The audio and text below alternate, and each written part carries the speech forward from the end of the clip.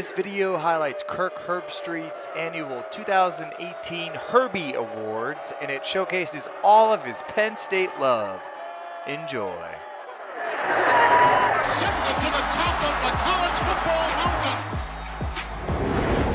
Welcome to the 2018 preseason Herbie Awards. Out at Stanford. Gloves, the ultimate game changer. Here are the nominees for most exciting plays. Trace McSorley. This guy, man, you heard of the tease.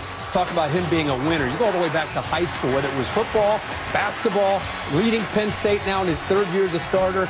This Trace McSorley, man, he's the guy you want as the epitome foxhole guy to lead your team to a lot of victories. The Herbie Award for most exciting player goes to Penn State quarterback Trace McSorley.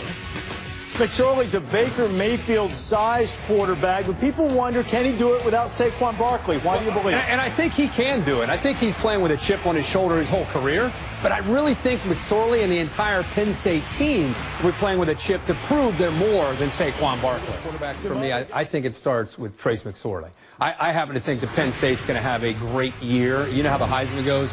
When a team has a great year, who's putting up the numbers for them? And I think Trace McSorley is going to be very deserving.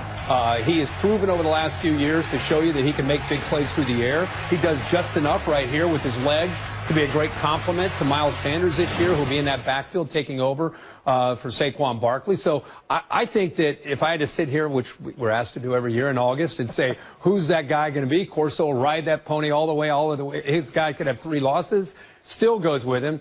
But as we sit here right now, I'm going to say Trace McSorley is going to win the Heisman. Great atmospheres. Which one gets the nod for the best? I mean, if there's SEC fans that have never been to some of the Big Ten venues and vice versa, but if you get a chance and Penn State's playing a night game and it's a whiteout, I'll tell you right now, it's as cool of a scene and one of the most intimidating and consistent crowd level. The decibels, it stays loud from the pregame all the way to the postgame. Preseason nominees for the Herbies. And it's not just the shoes to fill, but the guys that I think are going to do the best job filling them. I think per game.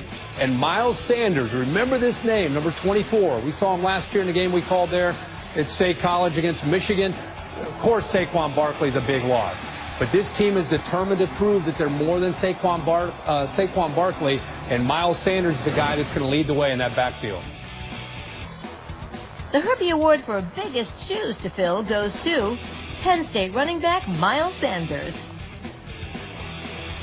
Barkley was dynamic, often making something out of nothing, and now Sanders steps into that role. Yeah, a low center of gravity, a highly touted guy. He just happened to be behind Saquon Barkley for the last couple years.